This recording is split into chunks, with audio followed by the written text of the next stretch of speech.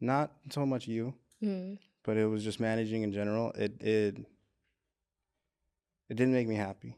Like for about 6 years, I felt as if like my life was catering to someone else's dream, Yeah. which is it. It's That's true, what it right? is. Yeah, you're Like investing your time and energy into mhm. somebody else. So Yeah. that's why I was just like I found myself in a position where I was like I'm not giving enough of myself because I want to be selfish in a way. Yeah. Hmm. We were doing great. Yeah, I know. Like All this time I thought you guys were still together. So we were doing I mean, when we I were say doing that sounds like a relationship. like all of the stuff that he's currently like announcing or whatever. Like he's playing Beyond and in PNW the Gorge. Yeah, he's doing stuff So he's now. doing a Yeah, lot of yeah. stuff like that was booked when we were together. Yeah. So now it's all starting to like come together and trickle down. Like the schedule's starting to like play out the way it is, Damn. and I'm still getting paid for these things. So That's good. you know Yeah. the stuff that I booked, but the agency, getting him on course and whatever, like all Yeah, that that was stuff all was you enough. for Yeah. sure. So it just, and I was telling her, I was just like, this isn't making me happy anymore. Like it's not something that I want to like give the rest of my prime years, because I can't see myself doing it at 40 years True. old. Yeah. And I was like, let me look down the list of the goals. Like realistically, I can't be a professional fighter anymore. So I'm like, what am I gonna do? And I was like, I always wanted to start a podcast, and then yeah, I found this studio, and then I found Corey, and Corey was gonna cancel on me. And I think if he would have canceled on me, Your name is Corey, right? Okay, yeah. if he would have canceled on me, I'd have been like, you know what? I don't think podcasting is for me. But it was probably one of the worst rainy days ever. Remember, like really bad. The first day, yeah. Yeah, it was like a major shit show. Damn. Really? Those calls. Yeah, you don't want to do it, right? Yeah. Right. Right. But it was just like it was one of those things because like everything outside of life, like let's say my job is fine. Just got a raise, making a hell of a lot more hourly. I mean yearly, good. and then I just recently started working at the same law firm as she is. Oh shit! Really? But no one at my job knows that we know each other. What? That's like a Yeah. TV show. So then Damn, that's I cool. finished school this year, and then the goal is to go to law school and try and get into law school. I didn't know that you were going to school in law. No, I wasn't going primarily for law, but like Okay. the idea kind of like just, I always wanted to do it when I was younger, Yeah. but I mean, I'm tattooed like when I was younger and I had the idea to be a lawyer, like I was selling drugs and stuff like that, so you don't really think of Right. like being a lawyer, you think of hiring a lawyer when shit hits the fan. Yeah. But as I'm getting older, I'm just like, my interests are changing and I don't want to do the things that I used to want to do. Yeah. And now stuff like, like a regular job or like, working at a law firm or working, managing the airport, like those are the things that kind of excite me. But I'm like, I still have to have like my extracurriculars, Yeah. Yeah. like I still have to have like a passionate hobby or a passionate dream that I want to make big and pursue. And this was kind of really one of them. And I went down the list of people, like who could I actually like invite on? And the list is You have a pretty lot. huge. Like the network of Yeah. individuals that I can invite on is huge. It's not even just from music, but That's yeah. cool. But we can That's start cool. whenever I didn't you are know ready. that. I didn't know that. Question: Can I vape in here or no? Okay, I'm just gonna do one hit and then we can go. Yeah, it's okay. For some reason, I heard bathe in here. I was like, and then I see. It's just a $1,000 fee, but don't worry, I'll pay it. You can barely see it. You can barely see it. You can barely see it. Oh shit. Okay. Oh, that's great. That's perfect. So I could just introduce myself first. Well, yeah. Okay. Yeah. You go. You So, go. You go. Since we've already been talking for about like 10 minutes now, my guest today is very special. She is very special. You can multiply it times 3, times 5, times 10. She's a former client, but she's also one of my best friends, even though she doesn't talk to me anymore because she's being too famous. No. That's not. Sorry. I'm dead. I keep Her going. name is Hi, my name is Sky. Sky. How are you? Good. How's I'm life? doing good. Pretty good. Mm-hmm. I feel blessed, nowhere where I want to be right now, but I feel very blessed Okay, so we've been because talking I'm for like happy. the Yeah. past 10 minutes. I think we should just dive right into it. Yeah. So tell me a little bit about what's going on with currently, what are you doing? Tell me about the shows that you've been playing, and we can kind of go into kind of how it started. Yeah. Where does Sky kind of be in? Okay. So I've been just making music always. Like that's never an end to it, especially in this industry. It's like you have to bust out as much music as you can so you don't get not left behind, but consistency is key. So no huge projects, but just always making new music. Well, I'm trying to start my new EP. I have an EP that's coming out with Barong in end of this March. So that's cool. What's it And called? Space XXX. Like triple Space X. Triple X. Yeah. So it's like an X-rated SpaceX. So Yeah. what's the idea behind SpaceX? Well, obviously, I'm like the biggest fan of SpaceX, and I wanted to do like okay, so you know me, I like the science, but I also want to make it cute and appealing. Like that's kind of my brand. It's like the knowledge and the science, but make it hot. So I thought like, okay, let's just go with like the porno shit, like Space X or Triple X. I don't know. It's got to be provocative. It's got to be what's the word for it? What's the word for hypersexual but not hypersexual? I don't know. I can't remember. Maybe hypersexual, but not. Yeah, but like it's not actually like the word sexual. It's like provocative. I want to say it. No. Provocative is a good word. Okay. Yeah, I'd say that. Yeah.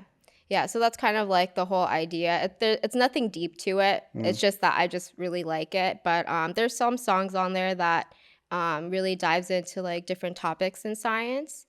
But overall, it was for Barong, so like I want to make it digestible for people. Like if I do self-releases when I have a song that's really intricate in like an astrophysics topic, but I feel like when I'm gonna put something for a label, I want to make it more easy. I mean, like Ricky, who works in Barong, he listens to all my music, obviously, and he always tells me, like, you just got to make it easier for people to listen to or understand. So I'm just, like, always keeping that in the back of my mind.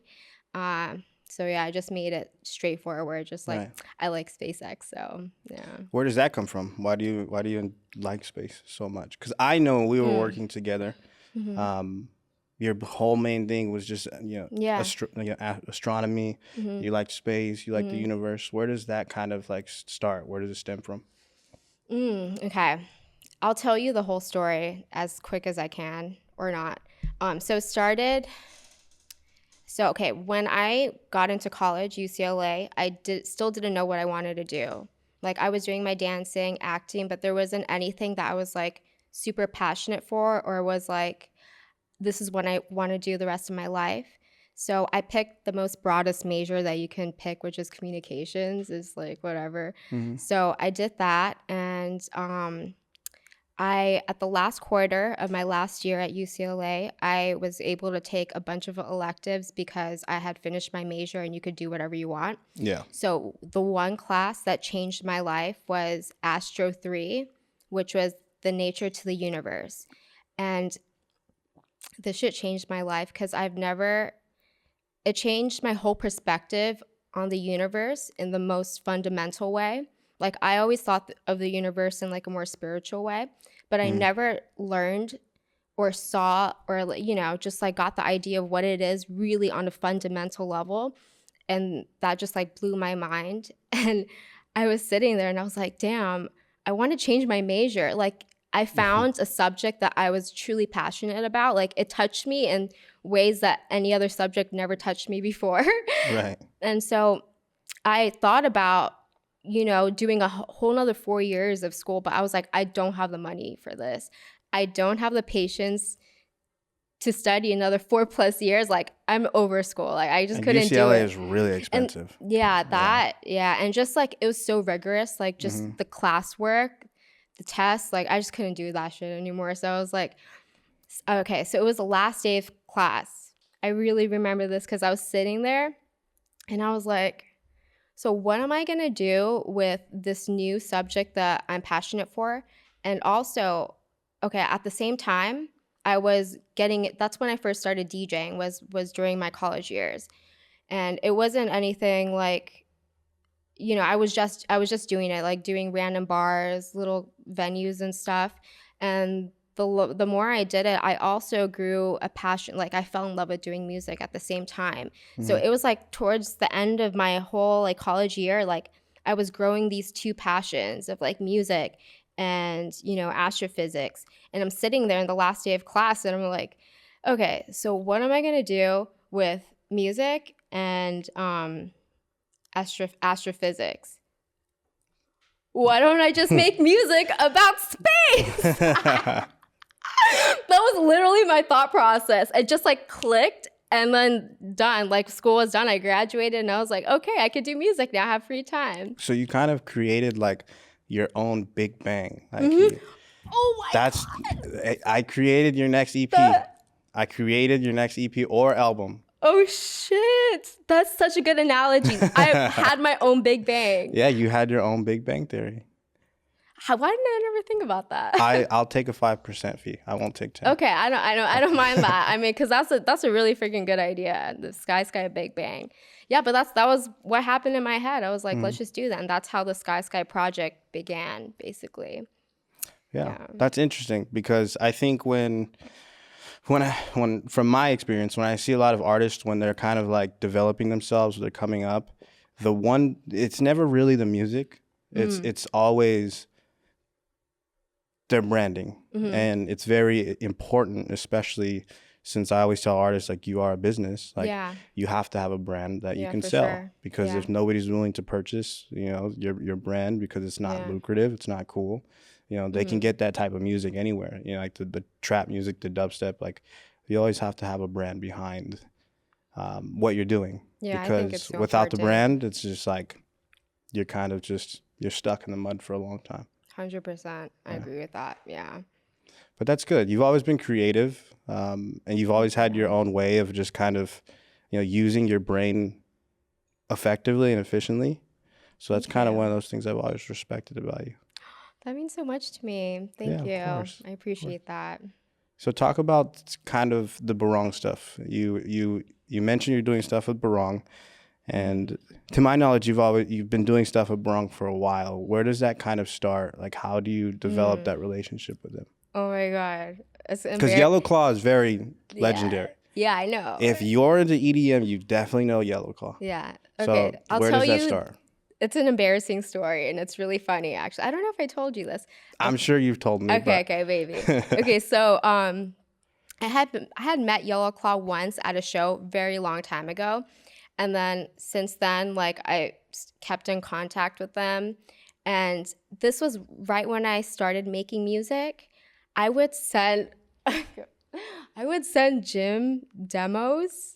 And if I were to listen, I can't even listen to these demos now because they sound like shit. Like, they're so bad. And I can't believe I was sending those demos to him. Yeah. And so, oh my God. So like every year I would send him stuff and he would write back like, okay, it's good. And like next year, okay, getting better. And like next year, like every year, like, okay, not bad actually. And then and then the year of the Hotel Barong, I think that was 2021 or 20, I forgot, one of those years. He finally like gets back to me and was like, cool. And then right after that, Nils, I get a random ass call from Nils, one of the guys from Yellow Claw, and he calls me up and he's like, hey Sky, we're doing this artist camp in Bali. Do you want to come?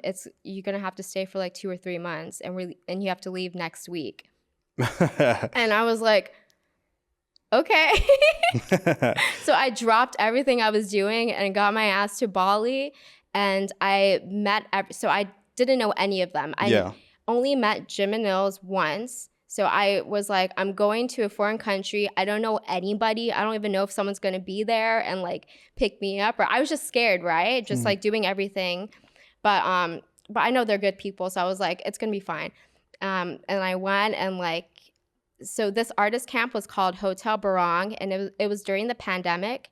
And this camp was like a way for the label to generate content during that time. And so we were doing a lot of live streams and doing like music production live streams, DJ ones, throwing parties, and mainly collabing and making music that we would release for the rest of the year. Yeah. And so doing that was an amazing okay, that Hotel Barong was probably one of the best experiences of my life. I mean, you saw. Yeah.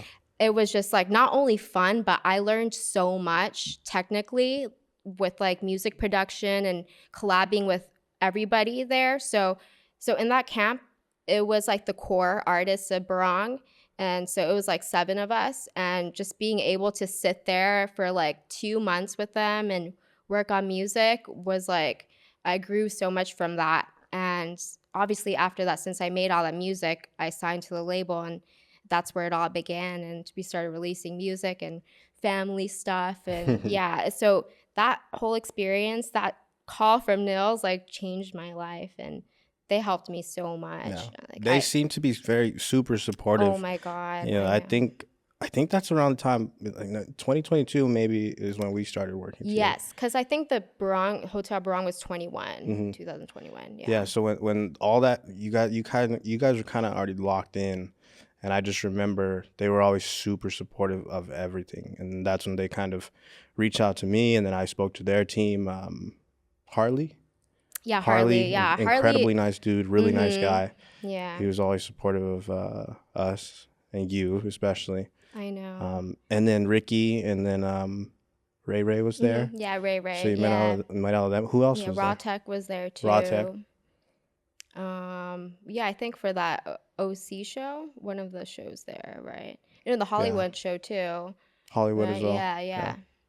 Yeah, just Yellow Claw especially, like they are the nicest people, and there's not so many artists that really take in and give them all the opportunities. Of course there are some, but them in especially they help me by putting me on every show, by putting me, a no name, on all of their music. I mean, not all, but like doing collabs and stuff.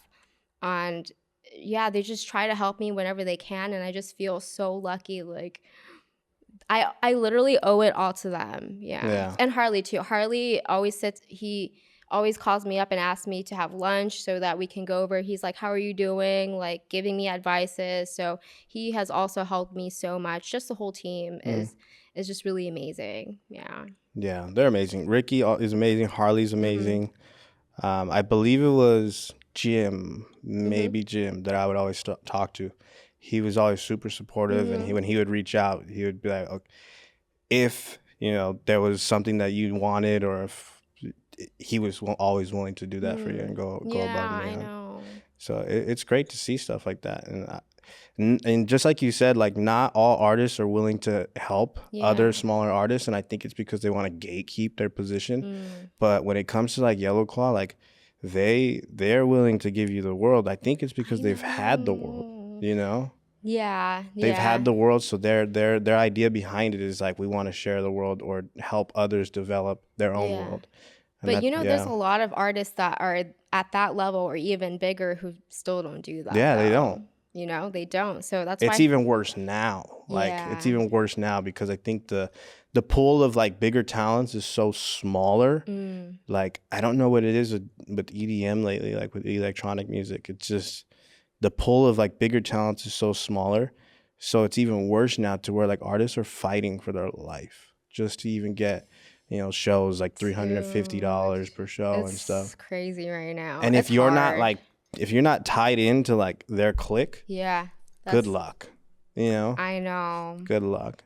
And I feel like Barong's been a little bit different. Like even if you weren't tied into the clique, they were always looking for artists like yourself or newer Yeah. artists, while still maintaining the ones that they currently had. Yeah. And Yeah. that's one of the things that I really respected about them. Yeah, same. I like that too. Yeah. Yeah. So, with that being said, I kind of wanted to ask you like how you feel about like electronic music in general. Like, what's your like current opinion on it? Like the industry Yeah, just your or experiences. And maybe talk about something that like, maybe your best shows. Like, you could talk about the industry, how you feel about it. Let me kind of just start. Let's organize it. okay. How about we start with your experience? I mean, I'm struggling. I'm not gonna lie. But from start to this finish, but from hard. start This to is hard. now, like, how was it like breaking into? Because I hate to bring this up, but like we've spoken about this quite a few times. Like, women in like the industry, they have a tough time breaking in. So how was it like your experience, kind of like starting into that? Okay. I know people say that, but I think the opposite. I think that I'm lucky that I'm a girl because I'm a girl. And I think just recently, the industry is always looking, like I just heard this recently, they're always looking for a girl to add to the lineup. Yeah. Or like, we need a girl for this. And I booked my like recent show because they needed a girl on the lineup. So I'm like, fuck yeah, here we go. Let's go. So I don't think anymore. I know, They used to be like it that. used to Yeah. be like that. That's why that, people were saying that, that women are kind of like shut down because it's such like a sausage fest. But I honestly think times are changing and I have the advantage now because there's not so many females in the industry. And so it gives me the advantage because I am different and I'm not like every other female artist either. Like, we're all different. So it's competitive, but also not. Like, everybody has a good opportunity, I think. And it's just a matter of time, like with the trend of music, or like I just need to produce that hit song that gets me out there. But I'm literally I feel proud of the work that I've done. And I think if I just keep doing my shit and believe in myself, I think I could do it, Right. And I believe in that. I know like Thank you. before it used to be like really hard for a woman to break into the industry, but Yeah, I know. I'm trying to figure out like why the consensus belief is like, how do I say it? Where it's like book more women. You know how they say that a lot. Yeah, I know. Yeah. I'm not mad at that, but it's weird. I'm not mad at it either. I'm just trying to figure it out as well. Yeah. Because we always talked about that and how it was an advantage for, you yourself when Yeah. we were booking. I just wanted to ask your experience with that and just kind of see where you were at, how you felt about it. And, I don't think it's no longer a thing. Yeah, me neither. And I also, one thing I do want to say is I don't want people to say, oh, she's a great producer for a female. No, I want people to know, to think, when I get to that level, think that I'm just a good producer. Like, you don't have to say female. Like, if you want us to be equal, you don't even have to say female. Right. Or like, we need to book more females, women DJ. No, I'm equal as them. Why do you need to say that? Like, if I'm good enough, then that would even matter, Yeah. So, Period. yeah. Let them know. Right, Tell I 'em. am. That's why I don't mind it when, that shit happens. It's crazy because it's like what makes me more different, than the boys. Like what makes me, we're sitting at the same computer set, the same on the Yeah. same program. Exactly. We're both opening up Ableton. Like, I think it's really offensive to say that. Yeah, like as same. a female, like I do too. she's good for a producer. I hate it when they say that for a girl. Like, what the fuck? Yeah. Yeah.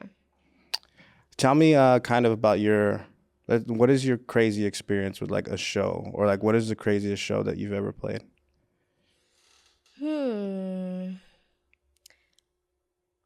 Obviously Tomorrowland, because that's just like, it's like a legendary festival, and it's, it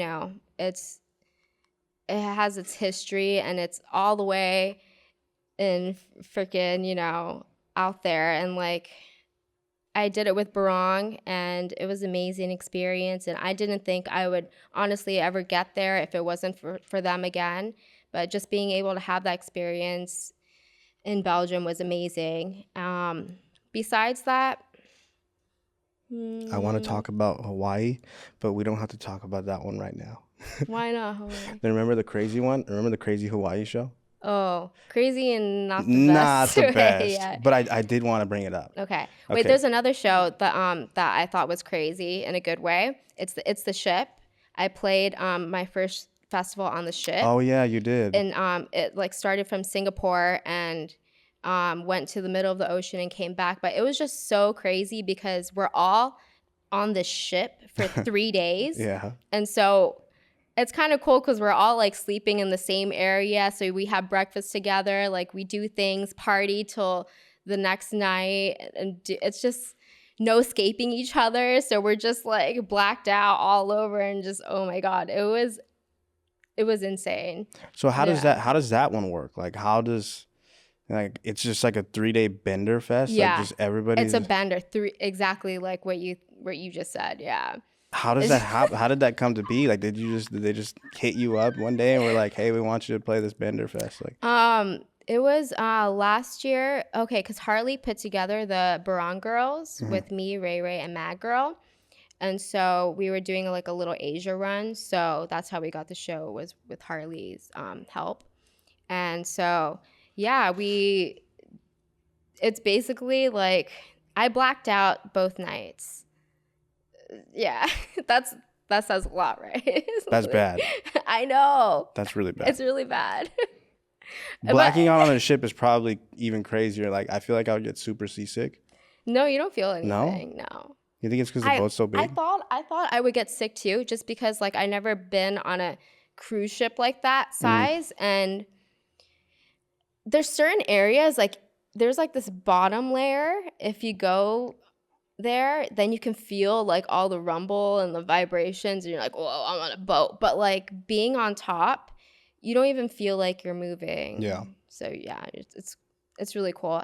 I mean, for me, was the view from my cabin. So like all the artists got a really nice cabin room, and like every morning when I opened the door and saw the sunrise, it was just gorgeous. Like in the middle of the ocean, it was just like there's no festival that looks like that, has that kind of view, you know? Yeah. So were you playing like what stage were you kind of playing? We're playing, so there's like a main stage and there's 2 other like medium-sized stages, and we were like in one of the other like different part of the ship. So yeah, there was like 3 stages. How do you keep all that together? Like I think after day 1, I would be ready to call it quits. I'd be calling out like a boat to come save me. Like, really? 'cause I would be puking. I would be that? throwing up. I would be over it. I would be complaining. I would have no service. Yeah, that's the other thing. You don't have service. Like I would have no service. I would have no yeah. access to like public life, and I would just be like, you know what? All these people around me are doing So you drugs. can't do it. I'm okay. Maybe younger me would be Okay. able to do it, but not now. I mean, it's just because people say it's crazy, it doesn't mean like you have to be crazy. Like I'm sure when Yellow Claw does the show, Jim and Nils just gonna stay in their cabin and go to sleep. You know, like it's about how you take on the experience. Yeah, and a lot of people are better humans and better men than me, and whatever the case may be. You think you would give in? I would 100%. Oh shit, then that's give on in. you.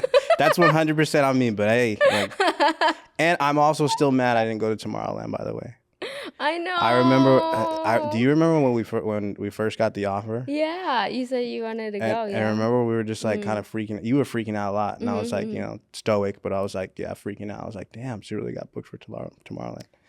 It's expensive to go all the way out there, though.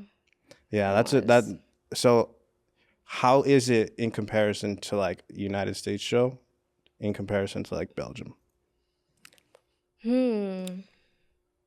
Well, the Belgium show kind of handled things like an American like festival here, because it's not like an Asian hospitality. So it was kind of like the hospitality is great, but it's just standard. Like they did a great job. It was organized, you know, and it was just nothing different from like playing at EDC. You know, it was the same thing. Yeah. Like, and even production wise was amazing. The sets were really outstanding, and yeah, just the way they handled the artists was professional. Everything was great. So yeah. So But it's just being there at the name itself, the festival is like the special part about it, right? yeah. Yeah. So there's nothing more spectacular about it than in comparison, like let's say your EDC. To be honest, I didn't really explore the festival myself. So I played an early set. I played 2 sets actually. I played like an opening set, and then like a couple other sets later was our set. But and then after that, the whole thing was like a huge family reunion. So as I stayed backstage in our stage, all of our friends would start trickling in, and I would start, like hanging out with them, so it was hard to leave.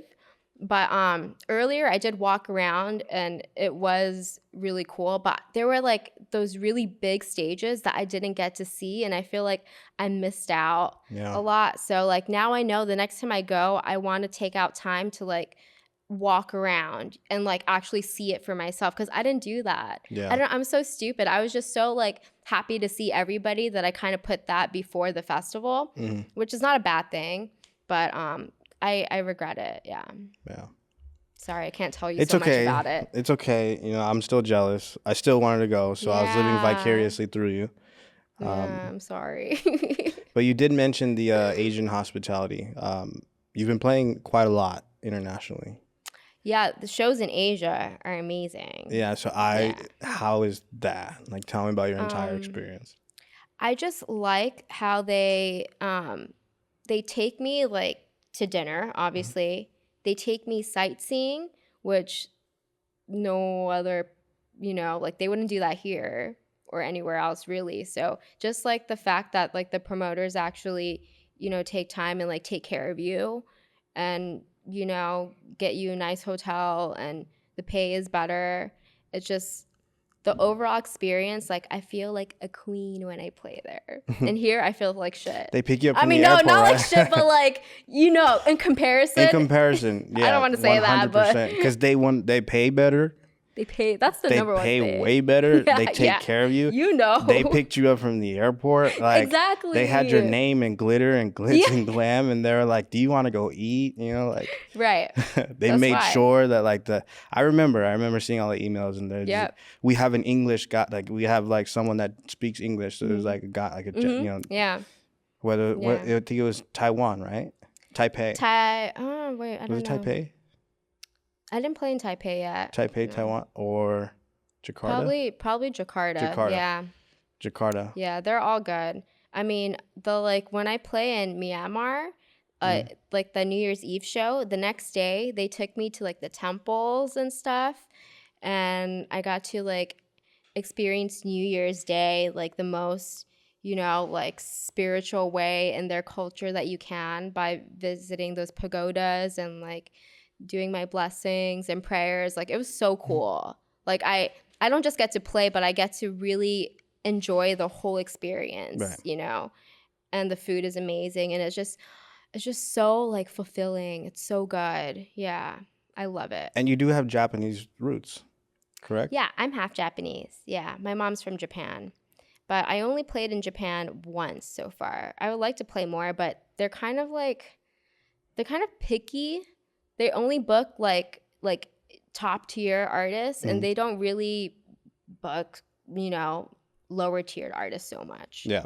I never see that in clubs. Like it's always like, the big namers and stuff. Yeah. So yeah. Well, they have a lot of musicians there, and they're kind of like a tight country. Like they know they're good, so they don't really like get so many outsiders. Even though I'm not an outsider, but I look white. So that was the thing. I was just like, "You're Japanese." Like when you told me, I was like, "What?" Oh my god, yeah. When I'm like going grocery shopping with my grandma in Japan, everybody's like, "Who are you with?"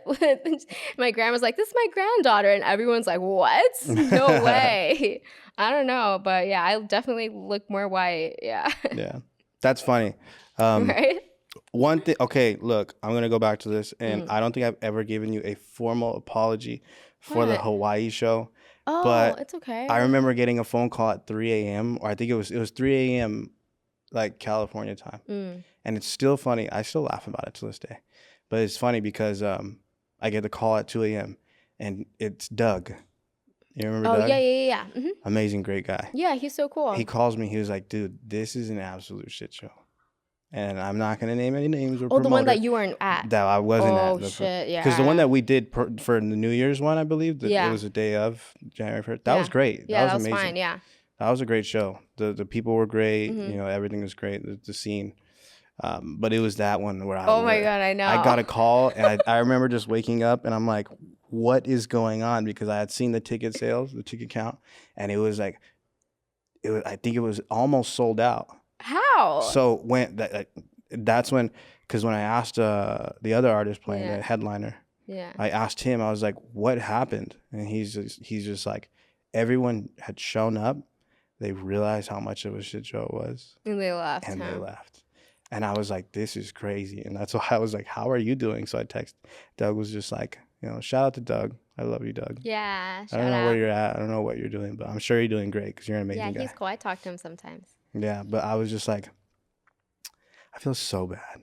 I don't know if I've ever given you a formal apology. Oh, it's okay. It's not your fault, so it's fine. Like, it was, and you know, it's because like they had some kind of him and like the main EDM guys in that city. They like are button heads, right? Like they don't have major a good beef, yeah. Yeah, they don't have a good connection. So I feel like that was a major setback. Yeah. A lot of them were probably like, don't go to that function, like that shit sucks, you know. So I don't know. That's the main reason why it sucked. Yeah, but it's okay. I think everybody needs to kind of go through, especially artists, they need to go through like those shitty shows, like to kind of appreciate what they're missing out on, or kind of like what they're aiming to work for. Because if you don't really play those like grungy shows or those in the trenches type shows, like you don't have an appreciation for like the scene as much as somebody else who has like you know climbed those ranks. Oh yeah.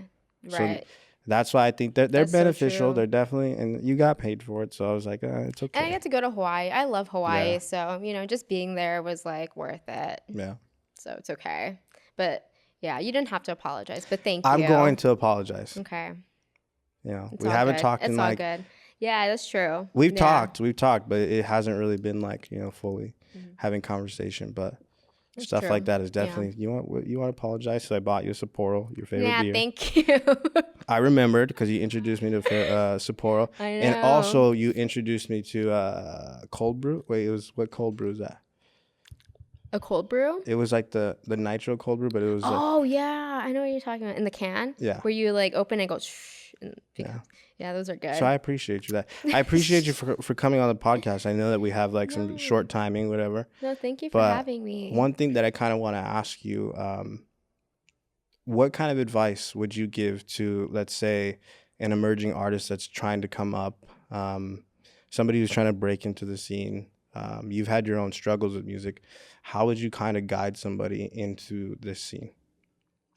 We were actually talking about it earlier. I feel like, so you could make great music, but it's everything that comes after that, like the content. How are you gonna, you know, get your listeners to listen to your music? How are you going to present it? How are you going to market it? Like there's a whole new world besides just making music. And I only just found this out when I was like I do with everything in this industry, I'm learning as I go. So you can't just make music. That's probably not even 50% of it, but maybe like 30 or 40%. Yeah. And the rest is like everything that comes after that. And it's very difficult, but you have to maybe have a good social media presence. That would help. If you have money, then great. You can put that towards playlisting, Spotify playlisting, you know, PR marketing.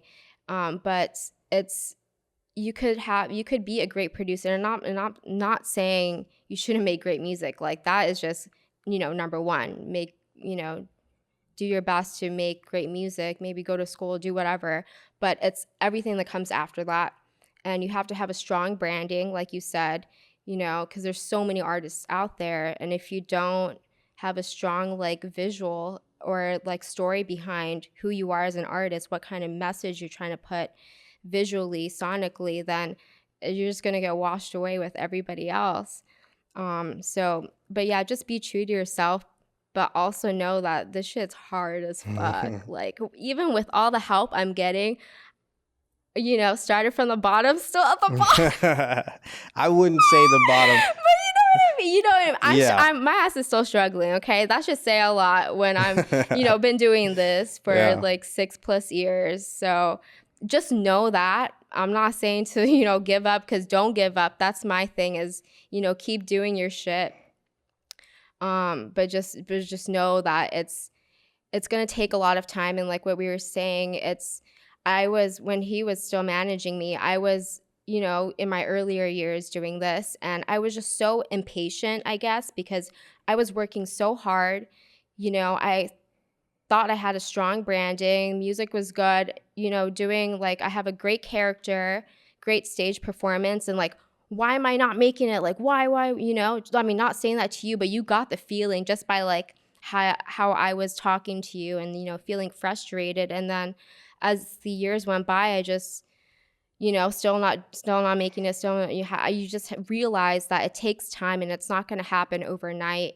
But you can't let that stop you. You know, I'm going to keep going until the day I die. I have no plan B. And like, that's kind of what you have to put yourself. If you really want it, then you kind of have to put that on you. Because the second you start doubting is, you know, when it's going to collapse. Yeah. So, yeah. I can assure you, you are going to be a rock star in no time. It takes time. Yeah. But that time will come very, very soon. It's not going to be tomorrow. No, I know. Yeah. But you are going to be a rock star. And, Thank you. you know, not just because I managed you or because we're friends, but because I'm very honest about what I see, and I will be very blunt, and you will make it. That means a lot to me coming from you, because I know that you don't sugarcoat anything and you are honest. Like if I wasn't doing it, you would tell me. I would absolutely tell I you. know. I would tell you, look, So, it's not working. I don't want to work with you. So that's why, like, that means a lot to me. Thank you, Robert. Of course. Thank you for introducing me to Sapporo, and I'm glad you were on my podcast because I'm very passionate about it, and I'm going to be pushing a lot of podcasts out. So you are the second episode. Oh, I'm so happy. Thank you for having me. Of course. Kanpai.